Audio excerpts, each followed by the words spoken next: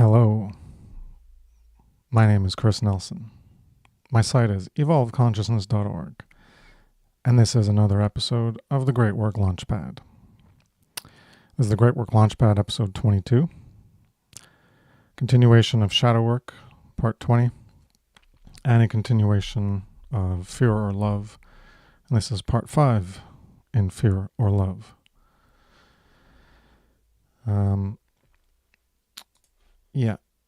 So the Great Work Launchpad, just to reiterate what this is about, is an effort to get people launched into the great work.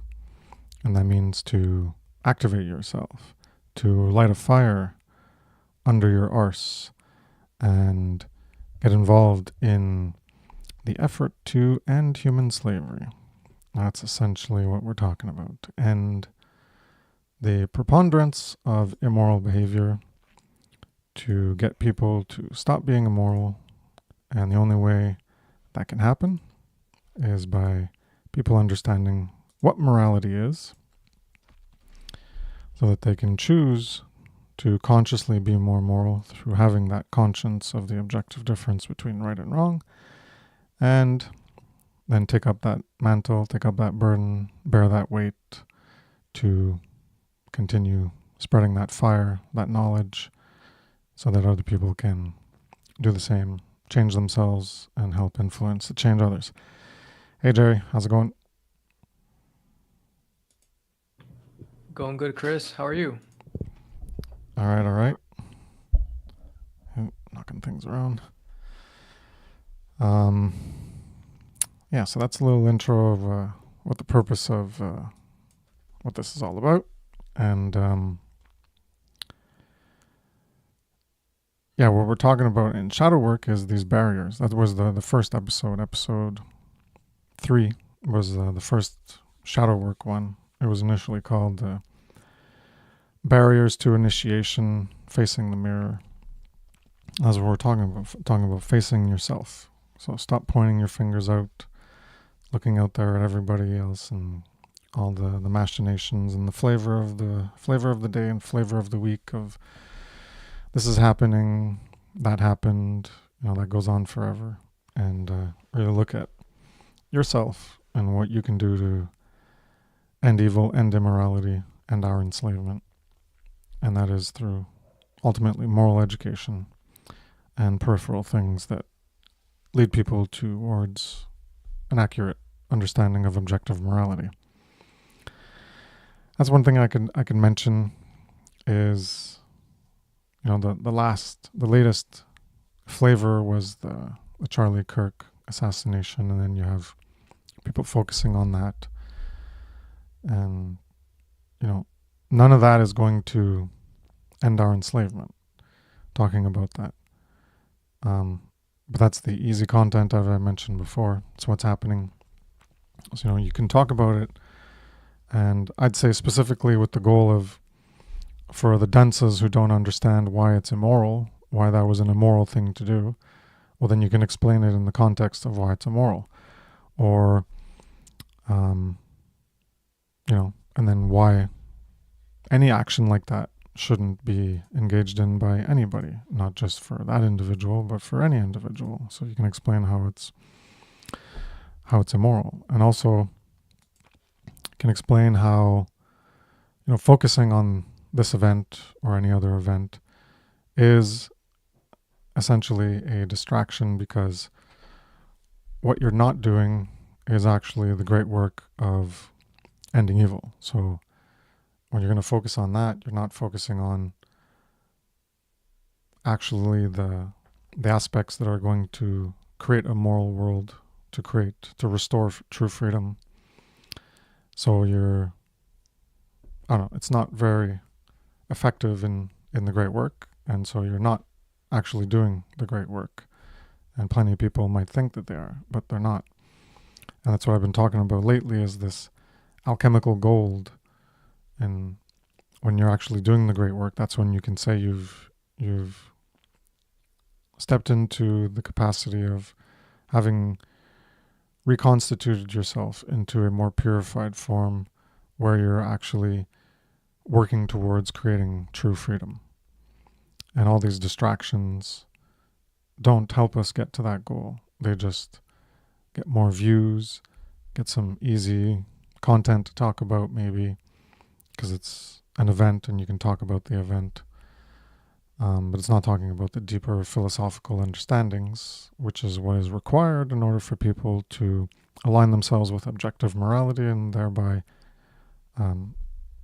be a partaker in the manifestation of true freedom on our planet. So a lot of people come up with conspiracy theories. Oh, he didn't die and he wasn't shot, and I don't know, these other things I've seen, like Superman floating around. I don't know what that's all about, but people say that it's actually an alter ego and they're actually the governor of somewhere, and all these nonsense things. And like, why? I don't understand. People, they don't even get how much they're wasting their own time into these things. And whatever is true about it doesn't matter in terms of creating true freedom, of restoring true freedom to our condition as a way of life. None of it matters. Any of those things, whether they're true or not, you're just wasting your time because you're stuck in chasing the flavor of the week, of whatever the current event is, whatever the current thing is in the news that catches your attention because you're, a dopamine doom scroller stuck on the novelty train of whatever new thing is, what you go running around. Oh, well, look at this new thing. Oh, look at this new thing. I'm going to run around here and run around on that, whatever new thing shows up. And you're not focused and driven and motivated by the thing that is not new, the thing that is eternal, the thing that never changes, and that is moral truth. And until you become focused on that, then you're not in alchemical gold. So what is preventing individuals from creating alchemical gold? What's preventing them from even trying to create that gold within that prevents that initiation? And we've gone into that in this series in shadow work. We talked about several of the steps to initiation. Stop lying to yourself, stop dreaming, and learning how to think. There's also activate your body, because your body is important for your well-being, your state of mind, and extending your lifespan so that you can continue doing the work and live in the present moment awareness so that you're not focusing on past things and always rehashing past traumas or having anxiety about the future and worrying about the future. Plan for the future, learn from the past, and create in the present to get to that future that's better than what the past was. So people need to stop lying to themselves, need to stop lying to others. I need to ask themselves what is true that needs improvement within themselves, that is holding them back from starting the great work, from spending that effort to engage in their creative potential of being able to put out their voice that can influence others to change themselves and understand all this stuff of what morality is and the importance of it and how it's important to have other people understand it. Otherwise, we're never going to get true freedom, which many people claim they want, but they don't know how to do it. Many people think they know, but they don't actually know. So it could be that, what needs improvement. Maybe you're not skilled. Maybe you need to learn things, more information. You don't know the definition of objective morality, so clearly you can't teach it. So you need to learn that. Maybe you don't know how to teach it. You need to work on language skills or writing or content creation, video editing, audio, how to do a stream, etc. So people are spending, instead of asking themselves this question and working on it, they are spending time on other things. So they need to stop doing those other things and sacrifice to put the time into doing the great work, put the time into that self-development within themselves to reach that alchemical gold, to even do that great work. And fear, since we're talking about fear and love, well, fear is at the root of a lot of the excuses and a lot of the reasons people tell themselves, the lies they tell themselves for why they don't begin. There's often cowardice or fear of what will happen to them, what others will think of them. They could lose friends or loved ones or close relationships or a job, so they won't have money. They can make a mistake and say something that's not true, so they want to be like 100% sure of everything before they'll say anything. So then they're convinced that they just need to keep learning until they're 100% sure of every single thing. So that can be an impediment that prevents them from starting. So people need to ask what is false, what is the BS, the bullshit that's being used as an excuse to not get started. So we've talked about this in Stop Lying. And we'll get into more of that in the coming weeks or months or whenever we get to it, on these reasons that people use for not beginning, that they convince themselves are true for why they're not ready to even start.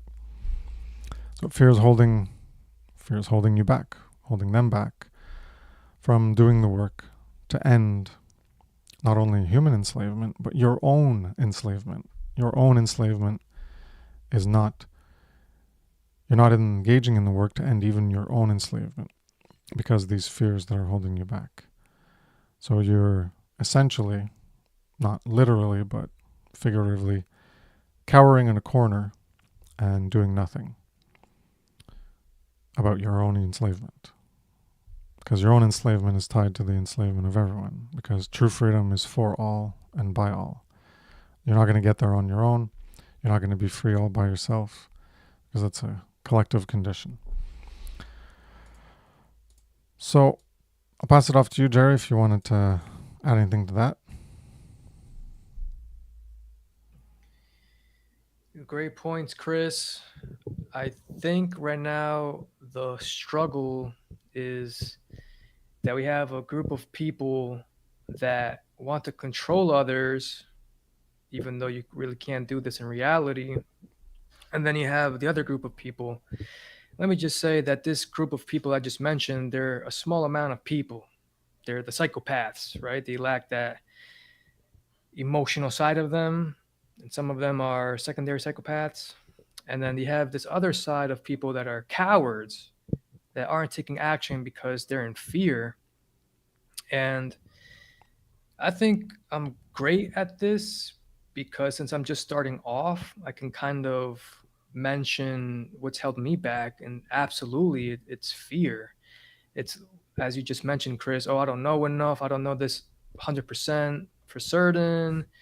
Excuse after excuse. And it can seem daunting, but if you really get to the bottom of it, it is fear.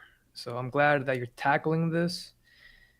So we have the two group of people, right? I mean, we have to inspire the people in fear to start taking action and teaching this stuff, because once they start to do that,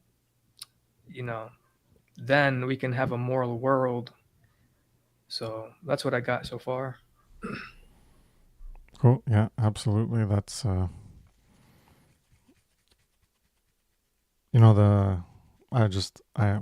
you mentioned it, I thought of the Tiny Dot by Larkin Rose, and that's just something that people have to understand.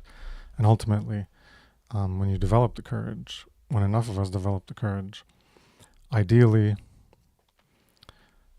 I've gone into this in my morality, the presentation on the Natural Law of the Science of Morality, Part 4,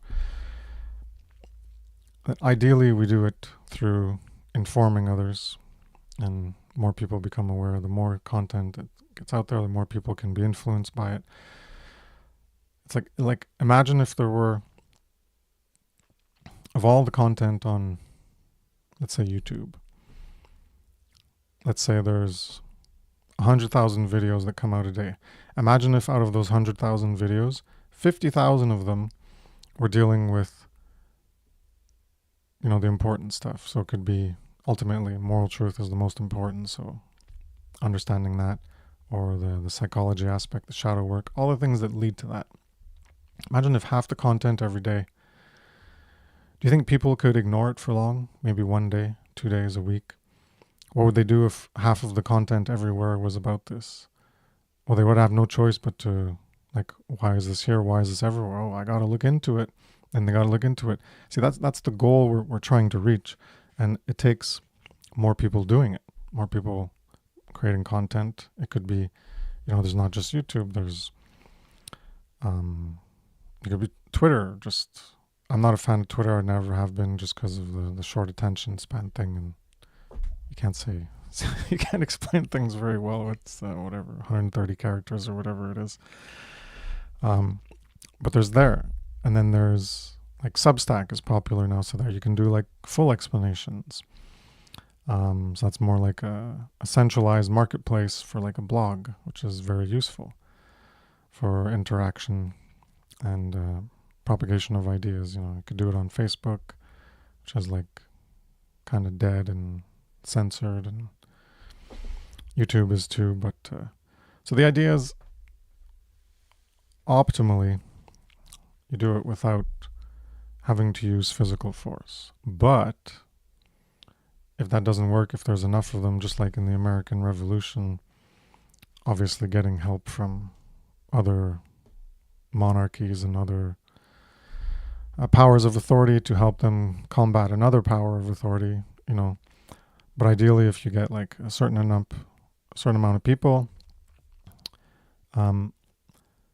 it's back to this tiny dot of, there's, like, a dot or a few dots, and then there's, like, those around them, which are the order followers, and then there's everybody else. So if there's a significant portion of these people outnumber vastly the enforcer dots and, whatever the ruler dots combined, then we could just remove them from existence if it came to that.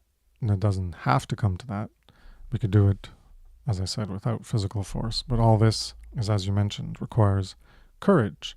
First of all, the courage to engage in that first path of not using physical force to deal with the problem in terms of our arms and our legs or other technology, but the physical force of writing with our hands or typing on a keyboard, or using the physical force of moving our lips to have vocalization come through, or other articulation of the artifices of our hands in creating visual representations and putting a voice to it if necessary.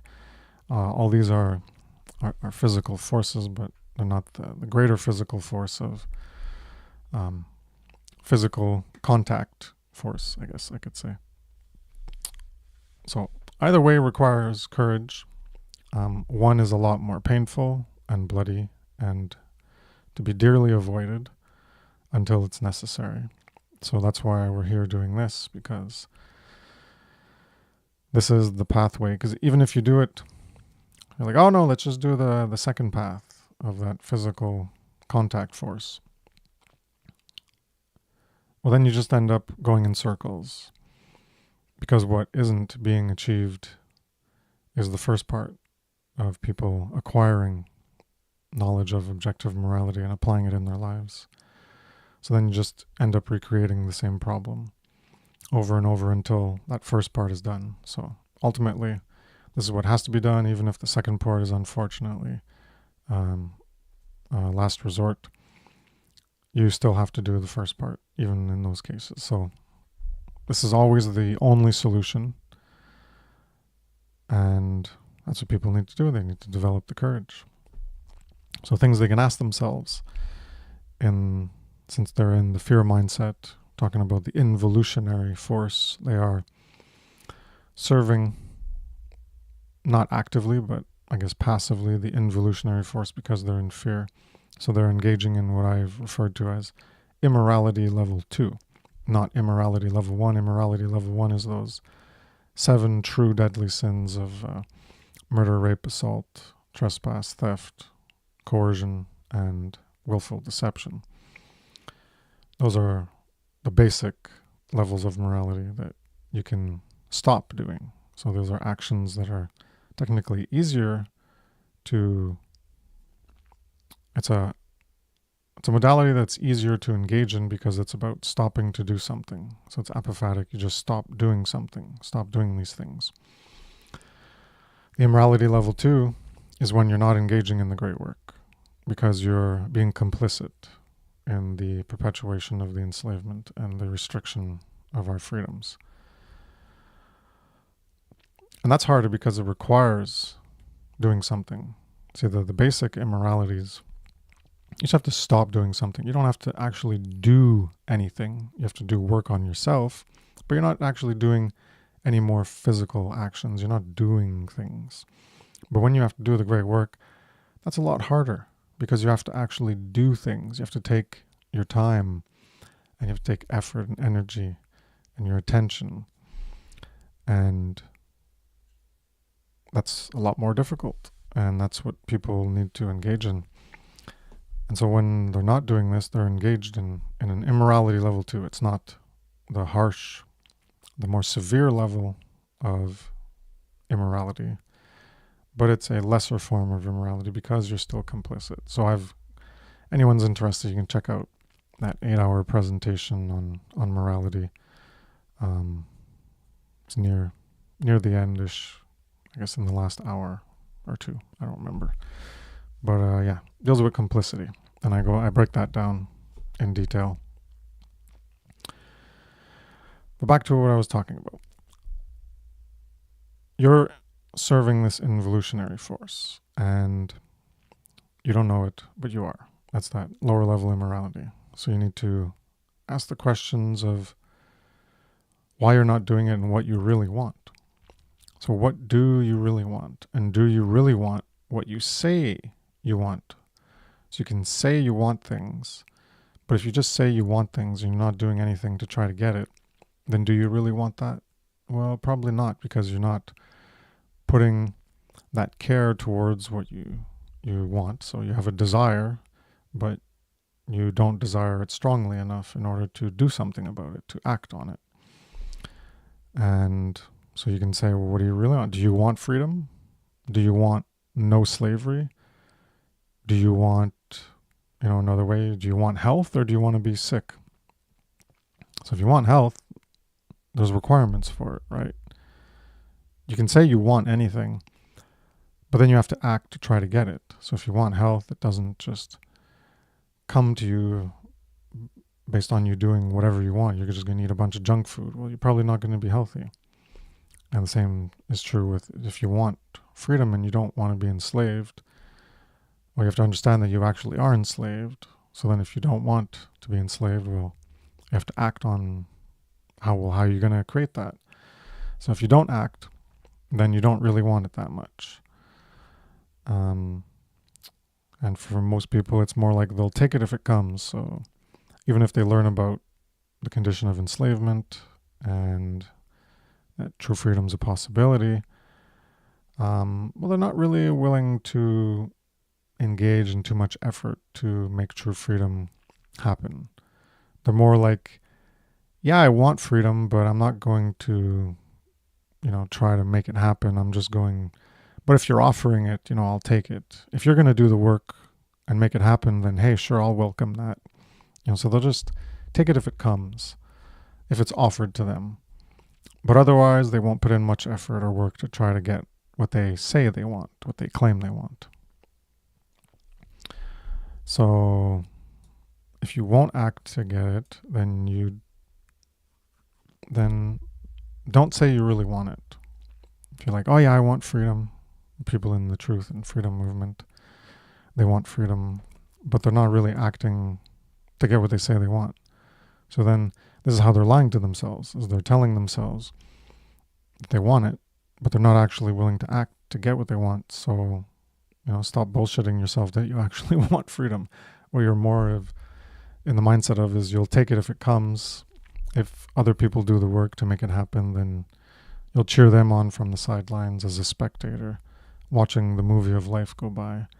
And yeah, go team go, but you don't want to put the skin in the game and partake in it yourself. You're just saying you want things, but you aren't willing. You're not putting your will, your free will choice, to do anything to make it happen. So for most things, there are requirements that exist to get what you want, to make something manifest in the world.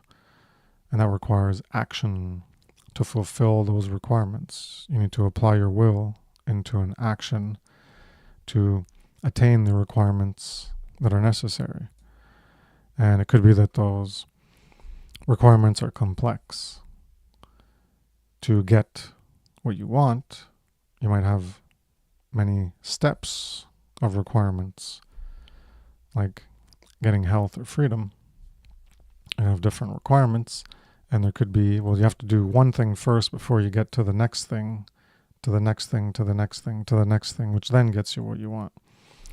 So if you don't even understand this, you haven't even cognized this stepwise progress, this stepwise progression in order to get the goal that you say you want, then you're never going to actually get it because you don't even know the logical steps that are needed to proceed to get to the second level and the third step in order to get to the goal. So you're never going to get the goal. And that's what most of the truth and freedom movement is they don't even know how to do this. They don't know what the requirements are.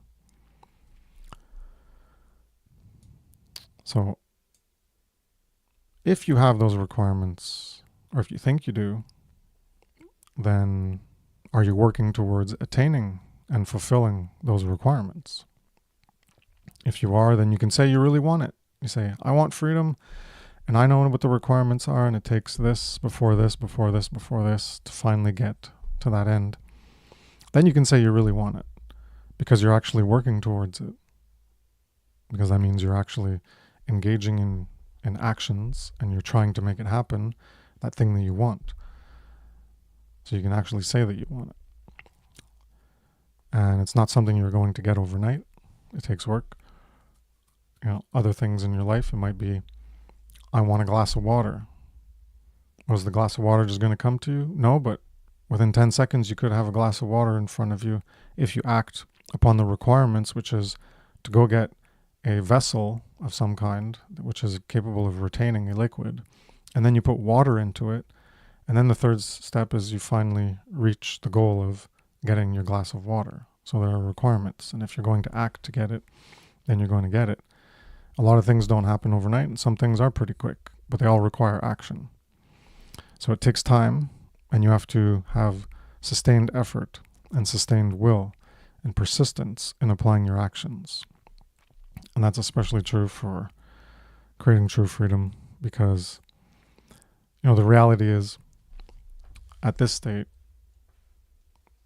none of us who are here are going to have it. And that could change if more people, like I mentioned, imagine there were 50,000, I don't know what the real number of videos, it's arbitrary.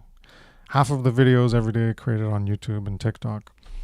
Okay, we'll leave TikTok out because it's a bit of bullshit there. You can't say much with 1 or 2 minute videos, whatever it is. But on YouTube, like if we got to that point, like imagine how quickly we could have true freedom if we got to that point. It wouldn't take much more time, and we'd see it in our lifetime, but we're nowhere even close to that. So, that's like, it's a pipe dream, it's a possibility, and that's what we're working towards. But it's something that's long term, and it takes more people engaging in their will and persisting their will and reapplying themselves, not just a one-time effort, a one and done. It takes doing it over and over and over and over. So that's, another part that's difficult is, I was talking about immorality level 2. It takes doing things, doing an action instead of just not doing the immoral things. The primary immoralities, the secondary level of immorality requires you to do things. But it's not just doing it once. And even that can be hard enough to just do something once, maybe overcome your fears. But then you have to keep doing it, keep doing that type of work It's not the exact same action, the exact same words that are going to come out of you every single time, but it's the effort of you understanding what it takes to create, to restore true freedom, the creative potential within you that will lead to that restoration. It takes persistence and sustained will and effort. So that's, it's a lot to bear, to know that you're taking up that responsibility to do something with what you've known, with that knowledge that you've gained. Because if you don't do anything with what you know, then it's essentially useless. It's just information that you've taken in. It only exists inside of you. And if you're not applying it, then it's not being applied as power in the external reality that we all coexist within. It's only existing as an internal potential within you. Knowledge is not power itself, it's a potential power. And when you apply the knowledge into the real world, then it becomes, imbued with power because it's being manifest externally.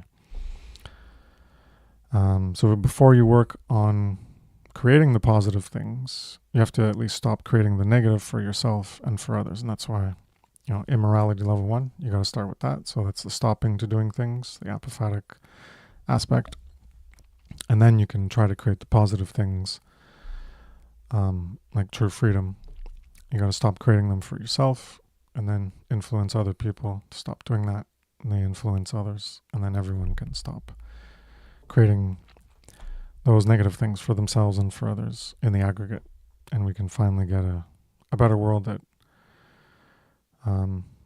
we can earn and deserve eventually. So stop doing the opposite of what you say you want. Stop doing the opposite actions, then the actions, they will get you what you say you want. So if you're doing immorality level 1, stop doing immorality level 1, those 7 deadly sins. And if you're not doing the great work, then stop doing the actions that prevent you from doing the great work. Stop the inaction. So this is another part of the inaction of doing it, the immorality level 2, the complicity, is in itself, philosophically, it's an action, because an inaction is, in the Eastern philosophy, it's wei wu, or wei wu wei, the action of non-action. So, there's a Rush song, Canadian rock band, there's a song that says, if you choose not to decide, you still have made a choice.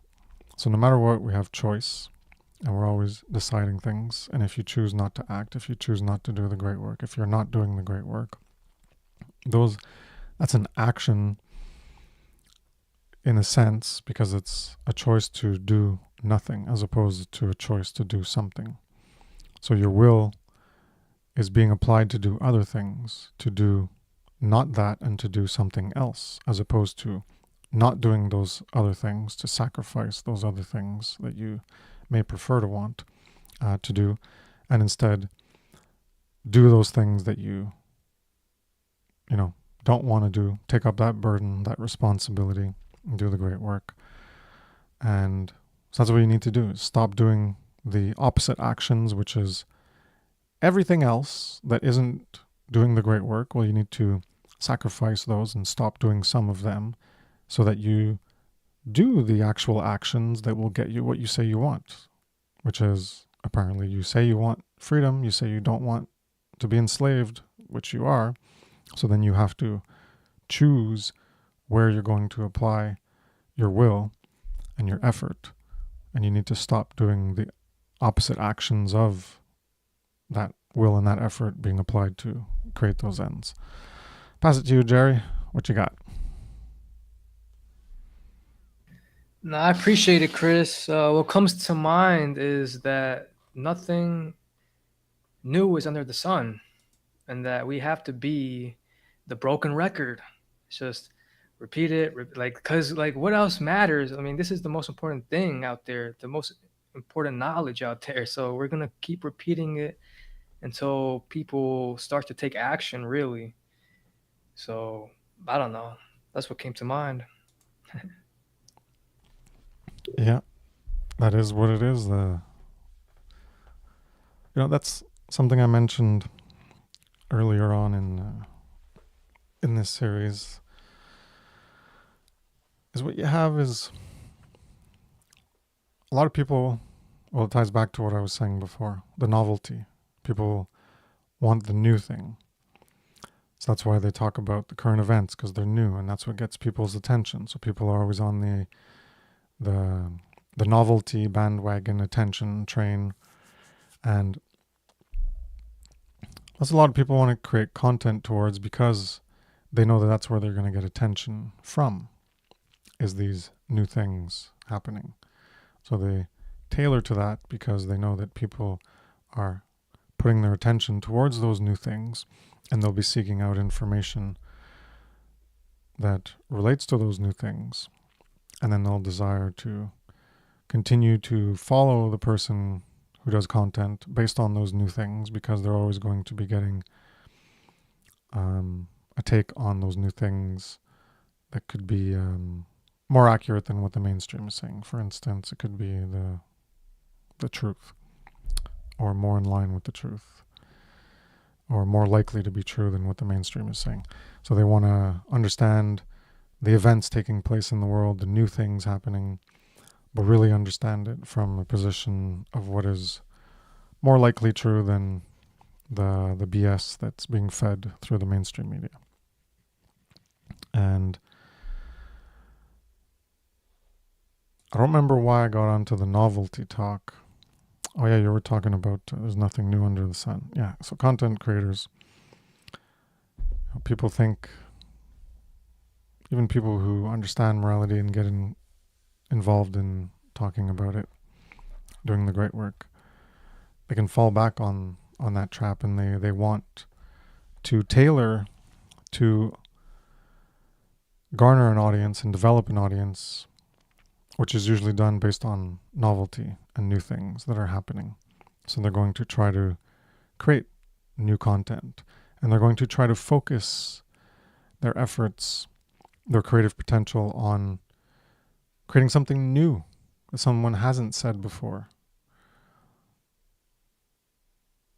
And I view that as a pitfall, because, as you just mentioned, when we were talking about eternal truths, there's nothing new under the sun. So you're going to necessarily, it is a requirement to repeat the same information that others have said, and even that you might have even said, and you're going to have to keep repeating it in different ways, and do different types of content about it. Otherwise, which is what people fall into the trap of, you're not going to be talking about these eternal truths because, well, someone else already talked about it, and that's not new. So I'm not going to talk about it because someone's already done it. 10 people have already done it. 100 people have already done it. Oh my God, that's so tired. Nobody wants to hear about that. Well, I gotta develop an audience. I gotta get views. I gotta get likes. I gotta make something that's more appealing to people. So they go into trying to find new information that their existing audience might not have heard. So they want to go find whatever, something that someone talking about something, and some occult thing or something, I don't know, and or what's going on in the news here, and trying to get new people and new things. It's all this new and new and new. And that's what I just wanted to mention, that when it comes to the great work and the effort to end our enslavement and restore true freedom, it is about being a broken record. And you can look at it as, is it new for you? And start with that. Is it something new that you've never said? Okay, well then forget about it if 1, 10, 100, 1,000 people have said it before. You've never said it, so say it. Say it well. Formalize it. Make a record of it, right? You got to record it. Record it in writing. Record it in audio. Record it in video. Then you make a record of it, and then it can be viewed. It's archived and it can be viewed by anyone at any time and becomes evergreen, especially these eternal truths, because they're relevant at any time in history by anyone. It's not like this flavor of the week, as I refer to it, whatever's new, whatever's happening, well, it's only relevant for that week or two or whatever, usually, and then you move on to the next flavor, and then the next flavor, and the next flavor, and it's always a different thing, because that's what's being targeted, is trying to focus on that dopamine hit of that novelty, because people are so attracted to novelty, and if it's the same thing, or if it's not relevant, because people view what is relevant as what is current. What is current is what's happening now, and what's happening now is what they're being shown as events, what people say, and things that happen around them and around the world. Well, those are what's happening now, and that's what's current, and that's what they view as important, is what's happening now. Oh, this old information that's been here could have been accessed thousands of years ago. Well, whatever, that's so boring. Like I want the new thing. It's relating to our lives right now. You know what's going on right now. I got to know what's going on right now. I got to know what the truth is about that. And so I got to go to this alternate information here and alternative media there, and they're going to inform me about what's going on now and what really happened here, what really happened to this, and what really happened here. And yeah, none of that is the great work. None of that is promoting actually the restoration of true freedom. It's not doing anything to end our enslavement. It's just feeding into that trap of that dopamine novelty, flavor of the week.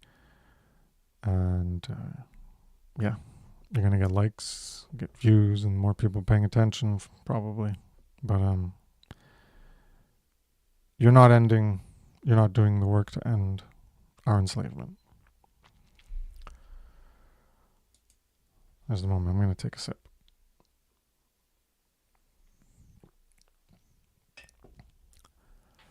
So that goal, or the ultimate goal, we want true freedom. And there's requirements to that goal. And you have to apply, there's an effort to achieve the goal. So those 3 steps, you want something, you have a desire, you care about it. And then you have to analyze, well, what is this thing? You have to get into that causal realm, understanding the causality behind it, of why is it not there? Or how did it get there? Or the opposite that you want to create, how do you create that? What are the steps to make it happen? So why and how are often intertwined that way, in the sense of why does it exist? Why did it happen? Is how did it come into being? And you can also look at how do we make something else come into being? So that's also a causal realm, because you're understanding the causal force of why certain actions will produce that result. So when you look at how, you're also looking at why. And that's the causal realm. So these are the requirements. What are the requirements to get to your goal? So first, you want the goal, you have a desire, you care enough. Then you have to figure out what the requirements are. And then you apply yourself, a willpower, and you act, and you expend effort to achieve that goal. And this is essentially the real law of attraction, of how we create and manifest in our co-created reality. Because it's what we're going to attract to ourselves in an aggregate sense is based on the sum total of all of our behavior is going to create the way the human world is. So if most of us are acting in a certain way, well, that certain way will be the way of life we live, and that's what we get back. It's based on what we're all putting out. So if we want to attract a different future, a different condition in our present at a future point that we can reach, and then it will be our our present at that future point. That'll be our condition. Well, that's the real law of attraction, is that's the goal we want to aspire to try to get to in the future. And we have the requirements that we have to act upon, and then we act upon them. And the effort, depending on the amount of effort that we expend towards creating that goal, will determine if we actually achieve that goal and we attract back to us what we want.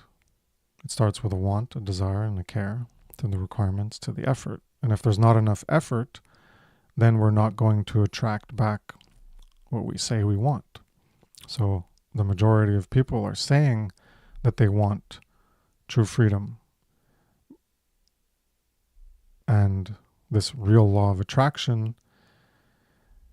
They're not going to get what they want. So right, the whole fluffy puff secret law of attraction, intention, you put out your intention, you say what you want, and you gotta have positive vibes and all this bullshit, and then it's gonna come to you. You put your intention out to the universe will bring it back. No. You don't just manifest things into the world. You don't just change the condition of the world just by wishing it, wanting it, or intending it. This is the real law of attraction we're talking about, where you have a want, but then you need to know the requirements to actualize that goal that you want. Expend the effort. And if not enough people are expending that effort, then that goal won't necessarily manifest. You can do things individually in your own life, but we're talking about the goal of true freedom. And true freedom is for all, by all, or at least by a very, very significant, overwhelming majority that need to act to make that happen. And that's the real law of attraction. So that intention, you say what you say you want to get, and then you have to care to act to manifest that intention. And then when you do act, then you can get what you want, either individually in your life and whatever thing that you want. If you're going to act to try to get it and you know the requirements, then you're eventually going to get it. And true freedom is a lot more complex because it takes everyone, or mostly everyone, being on board with creating that new way of life, and then we'll get that new way of life. And if people don't want that new way of life and they want to remain clinged and attached to the way of life of immorality, of government, of authority, of believing in the legitimacy of authority to control others, to tell them what they're allowed to do and what they're not allowed to do, that's not inherently initiating harm to others. And if they continue to want that, then that's what we're going to continue to get, because that's what they actually want. And that's the real law of attraction. And until they actually want and are going to act to create the alternative to that, which is to actually be free, to not have any masters or slaves, anarchy, then that's not going to happen. So the rest of us, our freedom is bound by the ignorance of others, unfortunately. And that's, again, the importance of doing the great work of moral education, because their ignorance of morality and of the importance of developing, knowledge to alleviate that ignorance, and the care to want to do that, and the courage and the willpower to act, to understand all these things.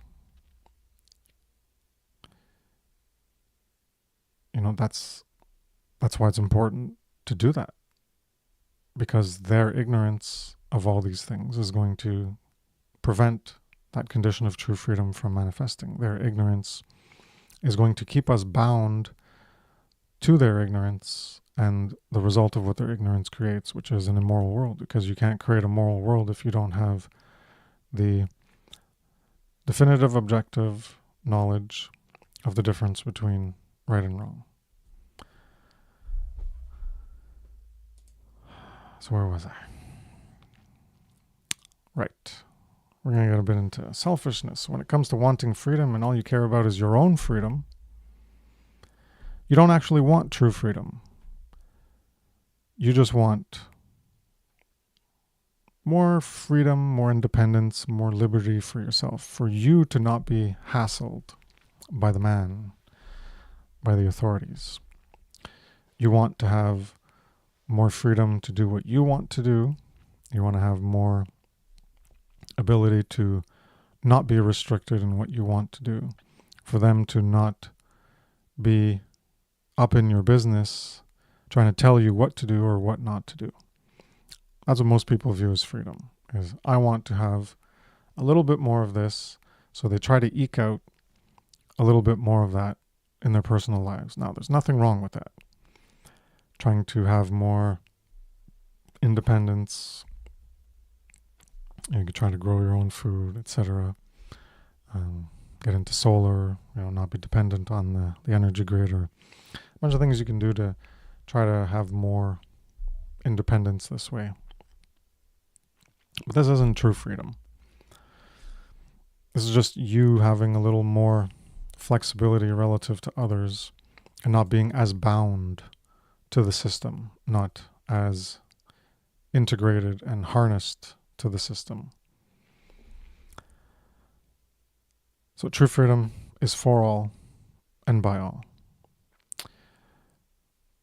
And when you don't have that as your goal and you're just talking about freedom as just what you can get for yourself, well, you're just being a selfish prick that just wants to be able to do whatever you want to do. To do whatever you want as much as you can. To be bothered the least that you can. And, well, fuck the rest. Screw everybody else, because that's not your problem. All you're focusing on is yourself, or those around you, your family. So that's egotism, and that's what the beginning of Satanism is. As all you're focusing on is yourself. All you care about is your freedom, your survival. It's all about my freedom, my survival, my truth, and, it's all that matters to you. And the freedom of other people, that's their own problem. So you get a little bit more freedom, and you're good, as long as you're comfortable. And that's how most people live. As long as things are comfortable for them, then hey, don't need to know that I'm enslaved. Don't need to know about anything. Just keep going to my restaurants, keep going to my movies, keep going to my music shows, keep doing this and that and all the other things and enjoying life. Because that's the goal, is to enjoy life. Hedonism, not try to understand your current condition as it actually is, the reality that you live in, and then realizing that you're enslaved and then trying to end that enslavement. Now, as long as things are pretty decent, then it's all good. Just let it ride the wave. Don't care about the bigger picture and only care about yourselves, themselves, and theirs, and their own. And it's unfortunate, because that's what we have. That's what most people are focused on, is themselves, and screw the rest. As long as they get what they want and they have a moderate level of comfort, the perfection of enslavement, then people actually crave the perpetuation of their own enslavement, because what they currently have is what they want, and they want more of it to continue this way. So what they actually want is more of the enslavement. They don't understand that it's enslavement, but that's actually what they want. They want more of the current condition, which they find is very beneficial and comfortable. They're comfortable with the current condition. They don't want it to change. They don't want it to get worse. And that's what I've been getting at for the past few minutes, is that we saw people getting activated during the whole COVID crisis because they had a certain level of comfort, and then the government got too much in their business. They got too much in, like, oh, you're allowed to do this and you're not allowed to do that. So things changed and people took notice of it. And then they were like, oh, I'm upset now because now it's affecting me personally. And now I care. So now I'm going to get all mad and I'm going to go to rallies and I'm going to say, government, you're not allowed to do this. And I'm going to sign petitions and beg for my freedom. And no, you're going to stop these mandates and stop this. And then they took them away. And then you're like, oh, thank you for giving me my comfort back. Now I can just go back to sleep and go back to just focusing on my hedonism in my own personal life and, just enjoying life. You took away my enjoyment of life. How dare you? Now I'm mad. But now I got my enjoyment of life back, so all right, it's all good. It's all good again. Okay. Nothing to get mad about. I can just go back to the way things were. That's what people are doing. That's what people are doing. They just only care about themselves when it affects them personally, when the current level of comfort that they have been acclimated to, that they are used to having. Whenever that is disrupted, then they care about that disruption to their level of comfort. And doing the great work is not comfortable. Doing the great work is a burden of responsibility when you have to persistently do it. And that's not comfortable. It's a pain in the ass. You got to sacrifice those other things that you'd prefer to do, those other things that you might view as more comfortable, more pleasurable. Well, you don't get as much of that in your life. So then you got to do these other things instead because you actually care more about yourself and about others, this wider aspect of care, about the true freedom for all. So when you're just focusing on yourself, that's giving yourself over to Satanism and egotism and the involutionary force. Your thoughts revolve around what you want for you personally and selfishly, or the people around you. You could have your family, your friends, you care about them. Oh, what do you want for your birthday? Oh, yeah, haha, let's go to birthday parties and we'll have fun and this is a good life. And oh, look, I made that person happy and then they make me happy. And that's all they care about. It's just their own personal well-being and those around them that they can personally relate to and have direct interactions with. And they're not looking at the bigger picture. Ending enslavement is not what they're seeking to do. It's not what they're acting upon. Because if they were seeking to end enslavement, first of all, they'd have to know that they're enslaved, which they don't. They don't even want to know because they're very comfortable with what they have. So they're not interested in things getting uncomfortable from authorities because then they complain and then they get active. And they're not interested in doing things that take away that comfort themselves, which is doing the great work. You're going to take on that burden, that responsibility, and bring on discomfort into your lives.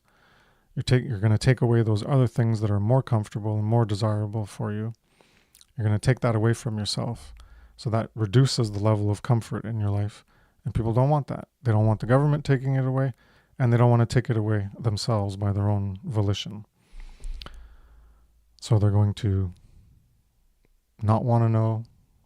They're going to want to keep things going as they are because that relative level of comfort is being maintained and persisted. So they're not interested. They're not interested in ending their enslavement. And they're not going to act on ending their enslavement. And that's the world we have, is a world of egotists and Satanists at a lower level relative to people who are more devoted to the explicit old religion, Satanism, and really being more diabolical about it, we could say, with the intent to perpetuate enslavement of others. Most people are not seeking to perpetuate the enslavement of others. They're not doing it in a conscious capacity, the complicity. They're not actively complicit in like an action or behavior, doing it with someone else complicitly. That way they're involuntarily complicit. Yeah. You want to say something in closing, Jerry? And then I guess we'll top it off there. Sure, man. I'm just thinking how I want to say people, I mean, Mark said this already, that people are really good at lying to themselves. They're fucking experts. And I just can't help but to share that because, I mean, Kris, people know, right? Like in their hearts, what right and wrong is. Meh. And they're just, not everyone, maybe not the psychopaths, but. Oh, even most people, they don't know. Because why Look, they look at their own lives and they look at the state of things. Do they know that government is slavery? Do they know that government is immoral? If they know it in their hearts, then they would know it, right? Or what does knowing it in their heart mean to you? What are you getting at? No, that's a good point. I guess where I was going with it is that I think that, well, I guess they don't know, right? If I guess they have to Here's be an taught. alternative I could say to go with what you're trying to say. Yeah. It could be that it's like it's within the capacity of our emotional qualities to know it in our heart, so to speak, heart. Um, but that innate capacity has been suppressed and overridden, and so that innate ability to, like you're saying, the emotions and feeling the wrongs being done, um, and extrapolating that to like other people doing it and really understanding it if it's wrong, that's been suppressed, so they're not able to tap into that innate feeling it in their hearts type of idea that you're going with. So that's one way I could explain it, that they have that capacity within them, but um, the ability to use it is being hindered because of, we could say, mind control and conditioning and suppression of that ability in some way based on all that mind control that makes them override figuring out those innate capacities to understand these things. And yeah, so I just wanted to offer that as what you're saying could be true in I guess that context. They have it within them, but I guess you could say they're not listening to that capacity because it's been suppressed, it's been silenced, so they're not even hearing it. Yeah. Yeah, exactly. I mean, the truth speaks at the level of a whisper, right? And there's just so much noise out there that they're focused on that. And that's the problem. So I'll leave you guys with this. And it really is about love or fear. So choose love. Very simple. Yeah. Figure out what that is. What does that even mean? What is love? What is fear? In the context we're talking about it. So you can check out previous podcasts in this fear or love series, and we have gone into that more. So we'll end it there. Thank you for coming by, Jerry, and voicing your input.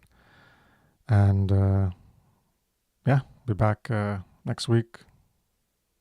I don't know, is that going to be October? No. What is it? No. Yeah. Okay. October 1st. Yeah. So back October 1st, 9 p.m. Eastern Standard Time. And we'll continue with more of the discussion on fear or love as what motivates us. Part 6.